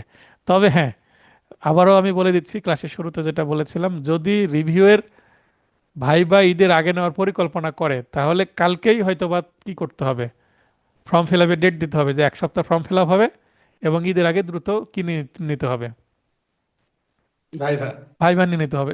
এটা চাপের মুখে পড়বে, কারা চাপের মুখে পড়বে? রিভিউ যারা পরীক্ষা দিবে তারাও, এবং যারা এক্সামিনার তাদের জন্য একটা টাফ হবে। তো ফর্ম ফিল আপ রমজান মাসে করাও কিন্তু ভাইবা টাফ। পরীক্ষা যারা দেবে। হ্যাঁ, কারণ জি ভাইবা জি পরীক্ষার ভাইবার যে আপনার প্রস্তুতি, ফর্ম ফিল আপ করতে হবে, তাদেরকে ডায়েরি রেডি করতে হবে, অনেকেই তো আবার ডায়েরি রেডি করেন না আগে, তাই না? এর একটা বিশাল জি কর্মযজ্ঞ। 1 সপ্তাহ সময় দিলেও কিন্তু খুব একটা সময় নাই, তাই না? তো এখানে জি আমার যতটুকু মনে হচ্ছে যে 5% সম্ভাবনা আছে ঈদের আগে ভাইবা হওয়ার, কিন্তু 95% সম্ভাবনা ঈদের পরেই ভাইবা হওয়ার। ইভেন ফর্ম ফিল আপও ঈদের পরেই হতে পারে, কারণ ফর্ম ফিল আপ করতে যথেষ্ট পরিশ্রম করতে হয়। কারণ অনেকে সরাসরি বার কাউন্সিলে হার্ড কপি জমা দিতে হয়। এমসিকিউ রিটেন পরীক্ষার পরেও, রেজাল্টের পরেও কোনো হার্ড কপি দিতে হয় না, কিন্তু ভাইবার জন্য হার্ড কপি দিতে হয়। কিসের হার্ড কপি দিতে হয়? আপনার ফর্ম ফিল আপের সময় যে ডকুমেন্টগুলো আছে আপনার, এসএসসি, ইন্টার এবং লয়ের গ্র্যাজুয়েশন, এই ধরনের ডকুমেন্ট। রাজীব ভাই। জি। আসসালামু আলাইকুম স্যার। হ্যাঁ, ওয়ালাইকুম আসসালাম, বলেন। স্যার ভালো আছেন স্যার? যদি ঈদের আগে ভাইবা হয়ে যায় তাহলে আমাদের পরীক্ষা কিরকম নাগাদ হতে পারে, মানে কিরকম সম্ভাবনা থাকতে পারে? ঈদের আগে যদি ভাইবা হয়ে যায়, এপ্রিলে আপনার এমসিকিউ পরীক্ষা দিয়ে দিবে, এপ্রিলের শেষে। যদি ইন্টেনশন এরকম থাকে, তাহলে তারাও মানে ঘুমাবে না, আমাদের ঘুমাতে দিবে না, ব্যাপারটা এরকম। এবং এপ্রিলে? আমার কিন্তু নোটি মানে রুটিনের নিচে কিন্তু সম্ভাব্য ডেট আমার উল্লেখ করা আছে, আছে না? আছে স্যার। জি স্যার। তো সেটা সঠিক হয়ে যাবে, এপ্রিলের শেষে হয়ে যাবে যদি ঈদের আগে ভাইবা হয়। তার মানে আর ঈদের যদি আগে ঈদের ভাইবা পরে? নিলে তাদের ইন্টেনশনটা এরকম হবে যে বার কাউন্সিলের যে নির্বাচন মে মাসের লাস্ট উইকে নিতে হয়, 31 মের মধ্যেই। তো এই নির্বাচনের আগে যদি এমসিকিউ তারা নিতে পারে, তাহলে একটা বড় হাইলাইট হলো। এবং তার আগে একটা, মনে করেন যে প্রায় 8,000-এর মতো একজন, মানে 26 সালের 8,000-এর মতো একটা ব্যাচ বের হয়ে গেল অ্যাডভোকেটের, তাহলে 8,000 ভোটার তৈরি হয়ে গেল। ঠিক আছে, বার কাউন্সিলের জি যারা 14 জন জি নির্বাচন করবে তাদের। তাহলে এই যে কমিটি আছে, এই কমিটিরা একটু কি সুনাম অর্জন করলেন, তাই না? একটু কাজ করে জি ভরসা অর্জন করতে পারবেন, এবং এমসিকিউ পরীক্ষা নিলে আপনাদেরও কিন্তু কি হবে, সুনাম অর্জিত হবে। এবং নেক্সট যে 2029 সালে আবার নির্বাচন হবে, সেটার জন্য আপনারা পটেনশিয়াল ভোটার হয়ে গেলেন, তাই না? জি স্যার। তো এটার কারণে এটা একটা রাজনৈতিক মুভ। হ্যাঁ, স্যার বার আর যদি কাউন্সিলের জন্য, নির্বাচনের? বার স্যার কাউন্সিলের যদি, বার বার কাউন্সিলের জন্য এটা পলিটিক্যাল মুভ হবে যদি তারা নিতে জি পারে। আর কি বলবেন, বলেন। স্যার যদি ঈদের পরে যদি নেয় তাহলে কি এপ্রিল হওয়ার সম্ভাবনা আছে নাকি মে মাস হতে পারে? ঈদের পরে নিলে কখন এপ্রিলে নিতে পারবে না, কারণ সম্ভব না তো। এটা তো প্রেসার কুকার না যে আমি 5 মিনিটে খিচুড়ি রান্না করে দিয়ে দিলাম। জি স্যার। অনেক অনেক কর্মযজ্ঞ আছে। কারণ তাদের ফর্ম ফিল আপ করাতে হবে, ভাইবা নিতে হবে, 3-4 দিন লাগবেই তো। তারপর সেটা রেজাল্ট রেডি করতে 1 সপ্তাহ তো সময় নিবেই, তাই না? জি স্যার। 1 সপ্তাহ পর দিল, দেওয়ার পরে আপনাদের জন্য আবার মিটিং করতে হবে। তারপরে আপনাদের ফর্ম ফিল আপ করাতে হবে, যারা রেগুলার তাদের কিছু ফর্ম ফিল আপ হয়ে আছে। ইন দ্য মিন টাইম যাদের 6 মাস পূরণ হয়ে গেছে ইন্টিমেশনের, তাদেরকেও রেগুলার হিসাবে আবার ফর্ম ফিল আপের সুযোগ দিতে হবে। আর যারা রিঅ্যাপিয়ার তাদের তো দিতেই হবে। তো ফর্ম ফিল আপের একটা বড় কর্মযজ্ঞ আছে। আর যারা নতুন সুযোগ পাবে তাদের আবার নতুনভাবে রেজিস্ট্রেশন ইস্যু করতে হবে, তাই না? জি স্যার। তাহলে এটার পরে তারপরে এমসিকিউ পরীক্ষার প্রশ্ন তৈরি, শিডিউল ঘোষণা করা, ও সংশ্লিষ্ট কর্তৃপক্ষ যারা নিবে তাদের যে পরীক্ষার অ্যারেঞ্জমেন্ট সেটার জন্য সুযোগ দেওয়া, টেন্ডার, অনেক কিছু ইন্টারনাল ম্যাটার্স থাকে, অনেক কর্মযোগ্য। এটা করতে তো অ্যাটলিস্ট 1.5 মাস তো সময় লাগবেই। তাহলে 1.5 মাস যদি সময় দিই তাহলে এপ্রিল এবং মে মাসের মাঝামাঝি চলে আসে। এখন মে মাসের মাঝামাঝি তো আপনার চলে আসলে এইদিক নির্বাচনের আবার ডামাডোল বাজতে শুরু করবে না? জি স্যার। জি। এই নির্বাচনের সময় কিন্তু ব্যাপক প্রচার চালানো লাগে তাদের। তো এখানে এপ্রিলের শেষে হতে পারে অথবা মে মাসের শুরুর দিকেই হয়ে যেতে পারে এমসিকিউ। এবং এটা নির্ভর করছে যে তারা কত দ্রুত নিতে পারছে। যদি ঈদের পরে মার্চ মাসেই যদি তাদের ভাইবা নিতে পারে তাহলে বোঝা যাবে যে তাদের একটা ইন্টেনশন আছে নির্বাচনের আগে এমসিকিউ নেওয়ার। আর যদি তারা এপ্রিলে ভাইবার মানে রিভিউয়ের ভাইবা নেয় তাহলে আমরা ধরেই নিতে পারি যে নির্বাচনের আগে কোনো তাড়াহুড়ো নাই তাদের এমসিকিউ নেওয়ার। সেক্ষেত্রে মে মাসে হবে না, জুন মাসের দিকে চলে যাবে এমসিকিউ পরীক্ষা। এটা কমন একটা ক্যালকুলেশন, বুঝতে পারছেন? জি স্যার। জি এখন পরীক্ষা যখনই হোক আমরা এগোতে থাকবো। যদি দ্রুত হয় রিটেন ব্যাচ স্থগিত করে দিয়ে শুধু এমসিকিউ ব্যাচের ক্লাস চলবে। আর এমনিতেই দেরি হলেও ফর্ম ফিল আপ শুরু হয়ে গেলে অবশ্যই আমি রিটেন ব্যাচ স্থগিত করে এমসিকিউ ব্যাচের ক্লাসের সংখ্যা বাড়াই দেবো 4 দিন বা 5 দিন। তাহলে এমনি আমাদের মেকআপ হয়ে যাবে। আর যারা এই যে আমি অল্প অল্প করে পড়াচ্ছি এটা যদি একটু ধরে রাখেন, একটু কন্টিনিউয়াস হন, এই যে যেমন আজকে 18-19 জন ক্লাস করছেন, তারা তো একটু এগিয়ে আছেন, আগ্রহ আছে। আর অনেকে ঘুমিয়ে আছেন, যখন বার কাউন্সিলের ঘুম ভাঙবে তাদের ঘুম তখন ভাঙবে। এবং অনেকে আছেন শুধুমাত্র ফাইনাল টাচের ভরসায়, যে ফাইনালি 1 মাস পড়াশোনা করে পাশ করব। তা আসলে হয় না। এই নোটটা কমপ্লিট করলে ফাইনাল টাচটা আপনার জন্য ইজি হবে। আর এই নোট যারা জি স্যার। কমপ্লিট করবে না, ফাইনাল টাচ তাদের কাছে নতুন মনে হবে, একেবারে ফ্রেশ মনে হবে। আর এটা কমপ্লিট করলে ফাইনাল টাচ আপনার কাছে কিছুই মনে হবে না, আপনি 1 সপ্তাহে ফাইনাল টাচ শেষ করে ফেলতে পারবেন। আর যারা এই নোট শেষ করবে না, ফাইনাল টাচ তাদের 1 মাসেও কিছু করতে পারবেন না। এবং নতুন নতুন মনে হবে সবকিছু, কারণ আপনার তো পড়াই নাই। তাহলে ফাইনাল টাচে যেটা থাকবে সেটা তো আপনার কাছে নতুন মনেই হবে, সেটা র্যাপিড রিভিশন মনে হবে না। কিন্তু এটা যারা কমপ্লিট করে থাকবেন ফাইনাল টাচ আপনাদের কাছে র্যাপিড রিভিশন মনে হবে, এবং যেটাই দেখবেন এটা তো পড়েছি ফাউন্ডেশন নোটে, তখন আপনি কানেক্ট জি করতে স্যার। পারবেন এই নোটের সাথে। বুঝতে পেরেছেন? জি স্যার। বুঝতে পেরেছি স্যার। তো ঠিক আছে, সবাই ভালো থাকবেন। জি স্যার। সবার সুস্বাস্থ্য কামনা করে ক্লাসটি শেষ করছি। শুভরাত্রি।